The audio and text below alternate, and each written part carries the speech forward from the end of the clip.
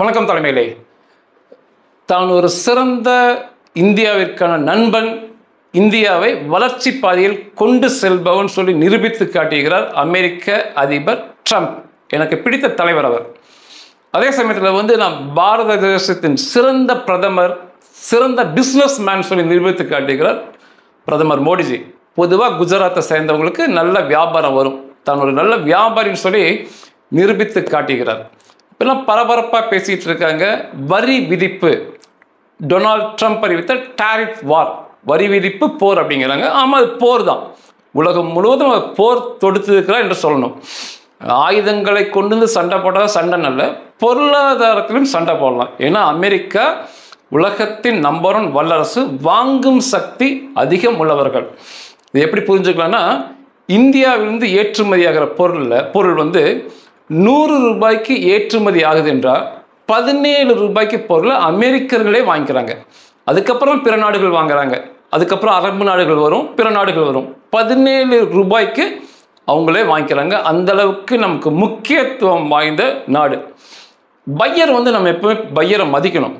இப்போ நீங்கள் இங்கே எடுத்துக்கிட்டீங்க, இந்தியாவுக்குள்ள நம்ம ஒரு 10,000 ரூபாய்க்கு பொருள் செய்கிறோம். ஒரு பொருள் நம்ம விட்டுருக்கு, அது ஒரு பையர் வாங்குறாரு. அவர் உடனே பணம் தரலாம், 30 நாள் கழித்து பணம் தரலாம், 90 நாள் கழித்து பணம் தரலாம். என்றாலும் அவர் விடுற பந்தா அளவுக்கு அதிகமாக இருக்கும். ஏன்னா பையர் அவர் பொருளை வாங்குறாரு. அதே போல தான் இந்த மாதிரி வாங்கும் திறமையுள்ள சக்தியுள்ள நாடுகள் ரொம்ப பந்தாவாக இருப்பாங்க. அது எந்த வித மாற்று கருத்தும் நம்மகிட்ட கிடையாது.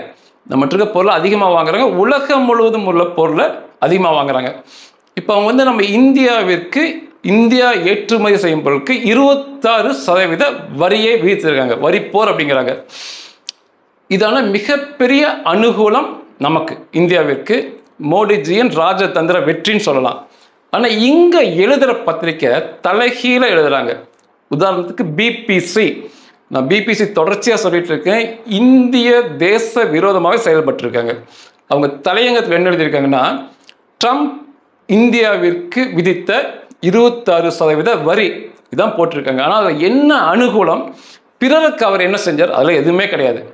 அதையொட்டி இங்கே இருக்க பொருளாதார நிபுணர்கள், எதிர்கட்சியினர், நீங்கள் எதிர்கட்சியை இருங்க, ஆனால் உண்மையாக பேசணும்.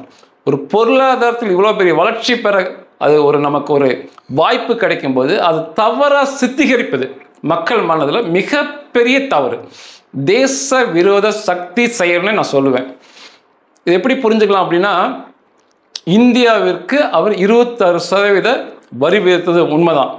அதே சமயத்தில் நம்மை அண்டை நாடுகளோட நம்ம கூட வர்த்தகத்தில் போட்டி போடும் நாடுகளோட ஒப்பிட்டு பேசினாதான் அவர் இந்தியாவிற்கு எந்த அளவுக்கு அனுகூலமாக ஃபேவராக இருந்திருக்காங்கன்னு சொல்லி புரியும். இது எப்படி சொல்கிறேன்னா, நம்ம ஒரு ஆப்பிள் செய்கிறோம், நம்ம இந்தியாவில் ஒரு ஆப்பிள் விளைவிக்கிறோம். நம்மை சுற்றியுள்ள நாடுகள், நமக்கு போட்டியுள்ள நாடுகள் எல்லாருமே ஒரு தரமான ஆப்பிளை விளைவிக்கிறோம். அதை நம்ம எல்லோருமே, இந்தியா பிற நாடுகள் 100 ரூபாய் அடக்கன்னு சொல்கிறோம். அமெரிக்கா நாங்கள் 100 ரூபாய் தரமான ஆப்பிள்னு சொல்கிறோம். இப்போ ட்ரம்ப் நமக்கு 26% வரி விதிக்கிறார், வரி விதிச்சிட்டார். இப்போ நம்ம ஆப்பிள் அங்கே போகும்போது 100 ரூபாய் வரி 26% சேர்த்தா 126 ரூபாயை மாறும். அமெரிக்காவில் போய் அந்த டேபிளில் மக்கள் முன்னால் வைக்கும்போது 126 ரூபாய் ஆயிரும். சீனாவுக்கு அவர் 34% வரி விதிக்கிறார். அப்போ அவங்களுடைய ஆப்பிள் 134 ரூபாயை போய் அங்கே டேபிளில் வைப்பாங்க, மக்கள் மத்தியில் வைப்பாங்க. வியட்நாம் ரொம்ப முக்கியம், நம்மகிட்ட போட்டி போகிற நாடு, அவங்களுக்கு 46% வரி, உச்சகட்ட வரி அவங்க தான் போட்டுட்ருக்காரு. அப்போ அவங்க செய்கிற அந்த 100 ரூபா ஆப்பிள் 146 ரூபாயை மாறும். இலங்கை நம்ம அது ஒட்டியுள்ள நாடு, அதுக்கு 44% வரியை போட்டிருக்காரு. அப்போ அவங்க செய்த அதே ஆப்பிள் 144 ரூபாயை மாறும். பங்களாதேஷ் அவங்களுக்கு 37% வரி, அப்போ அவங்க ஆப்பிள் 137 ரூபா. பாகிஸ்தான் 29% வரி, நம்ம விட 3 ரூபா அவங்களுக்கு அதிகமாக தான் போட்டிருக்காரு. அவங்க ஆப்பிள் 129. இப்படி நம்ம சுற்றியுள்ள அனைத்து நாடுகளுக்கும், நம்முடன் போட்டி ஓடும் நாடுகளுக்கு நம்மை விட வரி அதிகமாக விதிச்சிருக்காரு. அப்போ அங்கே போய் இருக்கிற ஆப்பிளில் நம்மளுக்கு தான் 100 ரூபா ஆப்பிள் 126 இருக்கும், மிச்சம் எல்லாமே மிக அதிகமாக இருக்கும். அப்போ அந்த மக்கள் எதை தேர்ந்தெடுப்பாங்க? இந்திய தயாரிப்பை மட்டுமே தேர்ந்தெடுப்பாங்க. எல்லா பொருளுக்கும் இப்படி தான் பொருந்தும், இதுதான் வரி விதிப்பு, இப்படி தான் பேசணும். அது எந்த பொருளாக இருந்தாலும் சரி, வரி விதிப்பு நமக்கு கம்மிங்கும் போது நம்முடைய பொருள் தான் அங்கே விலை கம்மியாக இருக்கும். அப்போ அந்த மக்கள் அதை நோக்கி தான் அதை வாங்குவாங்க. பையர்ஸ் இந்தியாவை நோக்கி தான் படையெடுத்து வருவாங்க. இப்போ அவங்க 1 கோடி ரூபாய்க்கு ஆர்டர் கொடுக்குறாங்க ஒரு பொருளுக்கு, ஏதோ ஒரு தயாரிப்புக்குன்னா அந்த பொருளோட 1 ரூபா விலை வித்தியாசம் கூட மிகப்பெரிய தாக்கத்தை ஏற்படுத்தும், லாபத்தை அவங்களுக்கு கொடுக்கும். அப்போ அந்த வரி விதிப்பில் இவ்வளோ வித்தியாசம் இருக்கும்போது அந்த பையர்ஸ் எல்லாமே, அமெரிக்கன் பையர்ஸ் எல்லாமே இந்திய பொருள்களை வாங்கிறது தான் வாய்ப்பு அதிகபட்சம் இல்லை, அது இந்திய பொருளை தான் வாங்குவாங்க. அவங்களுடைய உற்பத்தி கூடத்தை, அவங்களுடைய முதலீட்டை இந்தியாவில் தான் அமைப்பாங்க. ஏன்னா இந்தியா ஒரு ஸ்திரமான நாடு, வரியும் கம்மியாக இருக்கும்போது அந்த அந்த அவங்களுடைய உற்பத்திக்கான முதலீடு பூராமே இந்தியாவில் தான் போடுவாங்க. அப்போ இந்த பகுதியில் இனி வரும் காலத்தில் ஏற்றுமதியில் மிகப்பெரிய சாதனை நம்ம ஏற்படுத்தலாம். உள்ளூரில் வேலை வாய்ப்புகள், மிக அதிகமான வேலை வாய்ப்புகள் பெருகும் ட்ரம்ப்னால. நான் இதை பக்கத்தில் ஒப்பிட்டா போதும், நான் மடத்தனமாக போய் ஹாலந்துக்கு என்ன வரி, இஸ்ரேலுக்கு என்ன வரி நான் பார்க்க வேண்டிய எனக்கு அவசியமே கிடையாது. அது எனக்கு போட்டி உள்ள நாடு இல்லை.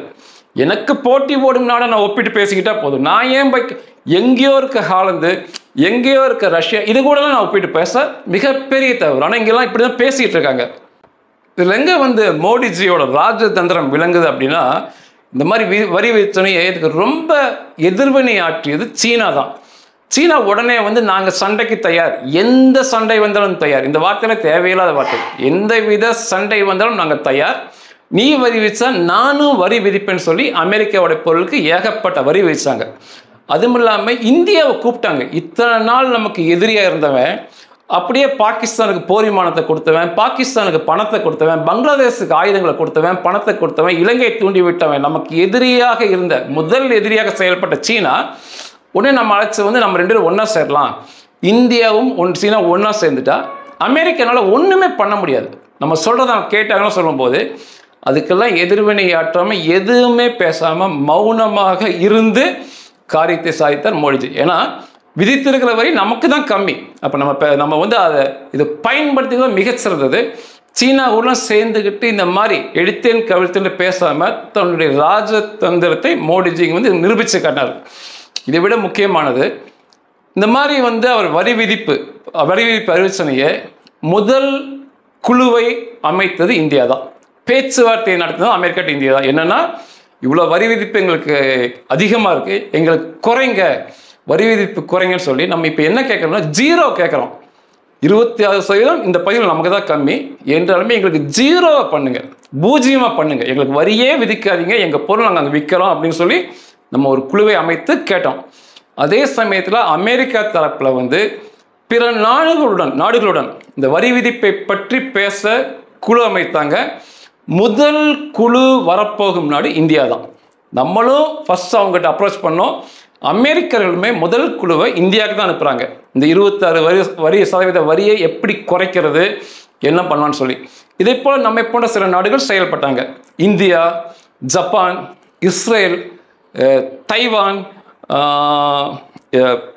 சவுத் கொரியா, மெக்சிகோ, இதை போன்ற நாடுகள்லாம் இந்த சீனா போல் எடுத்தேன் கவிழ்த்தேன்னு பேசாமல் ஒரு கோரிக்கை வச்சாங்க, இன்னும் கொஞ்சம் வரி எங்களுக்கு கம்மி பண்ணுங்கன்னு சொல்லி பேசிக்கிட்டு இருக்காங்க. இதில் முதன்மையான நாடு இந்தியா தான். இப்போ நமக்கு தான் அனுகூலம், இன்னுமே 0 கேட்டிருக்கோம், வரியே எங்களுக்கு வேண்டாம் அப்படின்னு கேட்டிருக்கோம். அதெல்லாம் கொடுத்தாங்கன்னா அப்படியே உற்பத்தி பெருகும் இந்தியாவுக்குள்ளே. இத்தனை நாள் சீனாவுக்கு போன உற்பத்தி வாய்ப்பு, வியட்நாமுக்கு போனது, இலங்கைக்கு போனது, பங்களாதேஷ் போன ஆர்டர் பூராமே இங்கே தான் குமியும். அப்படியே வேலை வாய்ப்புகள் அப்படியே பெருகி போகும் இந்தியாவில் வருகின்ற காலங்களில். அதை பயன்படுத்திக்கணும். அதே சமயத்தில் அமெரிக்காவுடைய கோரிக்கையை நம்ம கொஞ்சம் கேட்கணும். ட்ரம்ப் ரொம்ப நாளாக சொல்லிட்டு இருக்காரு, இந்தியாவில் அமெரிக்க பொருளுக்கு நிறைய வரி விதிக்கிறீங்க, அதனால் எங்கள் நாட்டு பொருள் விற்க மாட்டேங்குது, பிற நாட்டு பொருள் உங்கள்கிட்ட விற்குது, நீங்கள் வரியை குறைக்கணும்னு சொல்கிறாரு. குறிப்பாக ஒரு பொருள் சொல்லிகிட்டே இருக்கிற ஹார்லி டேவிட்சன் பைக். அவர் பேசும்போது இதை நான் கேட்குறேன், ஹார்லி டேவிட்சன் பைக் நீங்கள் அதிகமான வரி போடுறீங்க, இந்திய சாலைகளில் என்னால் பார்க்க முடியல, மற்ற நாட்டு பைக்லாம் ஓடுது, நீங்கள் ஹார்லி டேவிட்சனுக்கு விலை குறைங்கன்னு சொல்கிறாரு. நிச்சயமாக நம்ம ஏற்றுக்கலாம். ஏன்னா நமக்கு ஒரு அனுகூலம், ஃபேவர் அவர் பண்ணும்போது அவர் சொல்ல வந்து நம்ம ஏற்றுக்கொள்வதில் எந்தவித தப்பும் இல்லை. குறிப்பாக இந்த ஹார்லி டேவிட்சன் பைக் அவர் சொல்லிக்கிட்டே இருக்காரு, வரியை குறைச்சு இங்கே அதை ஓடும்படி செய்யலாம். ஏன்னா அவர் சொன்னபடி தொடர்ந்து நடக்கும்போது வரி விதிப்பு இப்படி தொடர்ந்ததுன்னா இந்தியா வந்து வேலை வாய்ப்பில் ஏற்றுமதியில் எங்கேயோ போயிடும். அதுக்கு உதாரணம் இப்போ நீங்கள் போன வாரம் பார்த்தீங்க, எல்லோருமே படிச்சிங்க, ஆப்பிள் ஐஃபோன் பயங்கரமாக போச்சு அமெரிக்காவை நோக்கி அப்படின்னீங்க. ஆப்பிள் ஐஃபோன் இந்தியாவில் அதிகமாக தயாரிக்கிறது ஃபாக்ஸ்கான் கம்பெனி, இவங்க சென்னையில் இருக்காங்க, பிற இடங்களையும் செய்கிறாங்க. இந்த வரி விதிப்பு அமலுக்கு வந்தால், ஏப்ரல் அமலுக்கு வருதுன்னு சொன்னார், அமலுக்கு வந்தால் புதிய வரினால பொருள்லாம் விலை ஏறிடும். அதனால் இவங்க என்ன பண்ணாங்கன்னா அமெரிக்காவில் ஆப்பிள் நிறுவனம் இங்கே தயாரித்த அனைத்து ஆப்பிள் ஃபோனையுமே விடிய தயாரிக்க வச்சு, ஓய்வு நாளையும் தயாரிக்க வச்சு ஏர் லிஃப்ட் பண்ணாங்க. அதாவது கப்பலில் கொண்டு போனால் காலதாமதமாகுங்கிறதுனால, வரி வந்துருங்கிறதுனால விமானம் மூலமாக வந்து எட்டு போனாங்க. எத்தனை ஆப்பிள் ஐஃபோனை கொண்டு போயிருப்பாங்கன்னா அது நம்பரில் சொல்ல முடியாது. 600 டன், ஒரு டன் 1000 கிலோ. அப்படி பார்த்தீங்கன்னா 600 டன் 6000 60,000 6 லட்சம் கிலோ ஆப்பிள் செல்ஃபோன்கள் உதிரி பாகங்களை அவங்க வந்து விமானம் மூலமாக எடுத்து கொண்டு போய் அங்கே சேர்த்தாங்க. ஞாயிற்றுக்கிழமை கூட எட்டு போனாங்கன்னு சொன்னாங்க. 5 மாபெரும் விமானங்கள் இந்த ஆப்ரேஷனுக்கு பயன்படுத்தப்பட்டுச்சு, ஏர் லிஃப்ட்டுக்கு. இப்போ வந்து அனைத்து made in India apple iPhone அங்கே இருக்குது, அமெரிக்காவில் ஷோரூமில் இருக்குது. சீனா தயாரித்த ஆப்பிள் ஐஃபோன் அங்கே இருக்குது. இந்த வரியினால் சீனாவுடைய ஆப்பிள் ஃபோனுக்கு வந்து $300 விலை அதிகமாக போச்சு. நமது ஃபோனுக்கும் சீனா தயாரிப்புக்கும் $300 போது ஒரு 26,000 ரூபா விலை வந்து வரினால இந்தியாவுடைய ஆப்பிள் ஃபோன் குறைவாக இருக்குது. அப்போ அனைத்து மக்களுமே இந்திய தயாரிப்பான ஆப்பிள் ஐஃபோனை தான் வாங்குவாங்க. அப்போ இந்திய தயாரிப்பு அங்கே தீந்துடும். அப்போ தொடர்ச்சியாக இங்கே உற்பத்தி பெருகும். இதுதான் வரி விதிப்பு. எவ்வளோ பெரிய காரியத்தை பண்ணியிருக்காரு பாருங்க. அதை விட மிகப்பெரியது இந்த கூகுள் பிக்சல் ஃபோனை செய்கிறவங்க, ஆல்ஃபபெட் INC அப்படிம்பாங்க, அமெரிக்க நிறுவனம் அது. அவங்க இத்தனை நாள் வியட்நாமுக்கு தான் ஆர்டர் கொடுத்துருந்தாங்க. வியட்நாமில் தான் கூகுள் பிக்சலோட அத்தனை ஃபோன் ஹையன் ஃபோன்லாம் அங்கே வியட்நாம் தான் பண்ணாங்க. வியட்நாமுக்கு இப்போ 46% வரி. இனி அங்கே செஞ்சால் கட்டுப்படி ஆகாது. இப்போ இந்த கூகுள் பிக்சல், இந்த ஆல்ஃபபெட் INC என்ன கேட்டிருக்காங்கன்னா ஃபாக்ஸ்கான் கம்பெனி சென்னையில் இருக்காங்க, அவங்களையுமே அதுபோக டிக்சன் டெக்னாலஜி அவங்க இந்தியாவில் இருக்காங்க, எங்கள் கூகுள் பிக்சலை செஞ்சு கொடுங்க அமெரிக்காவுக்கு, இனிமேல் உங்கள் ஃபேக்ட்ரியை நாங்கள் இங்கே கொண்டு வரோம், இந்தியா கொண்டு வரோம்னு சொல்லி வியட்நாம்லேருந்து கூகுள் பிக்சல் இங்கே மாற்றிக்கிட்டு இருக்காங்க. அது மட்டும் சொல்லலை, இப்போ வந்து இந்தியா வந்து செல்ஃபோன் தயாரிப்பில் இந்த பேட்டரி, சார்ஜர், ஃபிங்கர் பிரிண்ட் சென்சர்லாம் வந்து வெளிநாடுகள்லேருந்து வாங்கி இங்கே அசம்பிள் பண்ணி ஏற்றுமதியாக இருக்குது. இப்போ கூகுள் பிக்சல் என்ன பண்ணுறாங்கன்னா அதையுமே இங்கேயே செய்யுங்க, டெக்னாலஜி நான் தரேன், அதையுமே இங்கேயே செஞ்சு இந்த அசசரிஸ்லாம் செஞ்சு மொத்தமாக நீங்கள் செஞ்சு மாட்டி கூகுளுக்கு அனுப்புங்க, நாங்கள் வாங்கிக்கிறோம் அப்படின்ட்டு இருக்காங்க. வியட்நாமில் இங்கே மாத்திரம் சொல்லியிருக்காங்க. எவ்வளோ பெரிய வேலைவாய்ப்பு பார்த்தீங்களா. இன்னுமே வந்து ஃபாக்ஸ்கானும் அந்த டிக்சனும் இன்னும் பதில் கொடுக்கல. ஏன்னா ஏற்கனவே ஆப்பிளுக்கு பயங்கரமாக ஆர்டர் போயிட்டு இருக்கு. உடனடியாக இப்படி ஆர்டர் கொடுத்தா என்ன பண்ணுன்னு பார்த்துருக்காங்க. இனி வருங்காலங்களில் இந்த வரி விதிப்பின் மூலமாக பொருளாதாரம், உற்பத்தி, வேலைவாய்ப்பு இந்தியா எங்கேயோ போகும். நீங்கள் அதை பயன்படுத்திக்கணும். தமிழ்நாட்டை பொறுத்த வரைக்கும் இது உண்மையான காரணங்கள் தெரிய மாட்டேங்குது. வரி விதிப்பு அமெரிக்கா 26% வரி விதிச்சிட்டாங்கன்னு சொல்லி அமெரிக்கா மேலே கோபம் வர வைக்கிறது, அது ஒரு சோர்வை தர வேண்டிய வேலையை தான் இவங்க செஞ்சுட்டு இருக்காங்க. இது மிகப்பெரிய உற்சாகத்தை கொடுக்கக்கூடிய செய்தி.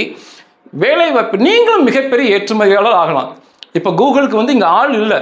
இப்போ கூகுளுக்கு அளவுக்கு நம்ம போக முடியாட்டியும் சரி, சின்ன சின்ன பொருட்கள் இத்தனை நாள் சீனாவில் செஞ்சது, ஆயத்த ஆடைகள்லாம் எடுத்துக்கோங்க, பங்களாதேஷில் பண்ணது, வியட்நாமில் பண்ணது, இலங்கையில் பண்ணது, தாய்லாந்தில் பண்ணது, எல்லாத்துக்கும் நம்மளை விட வரி அதிகம்.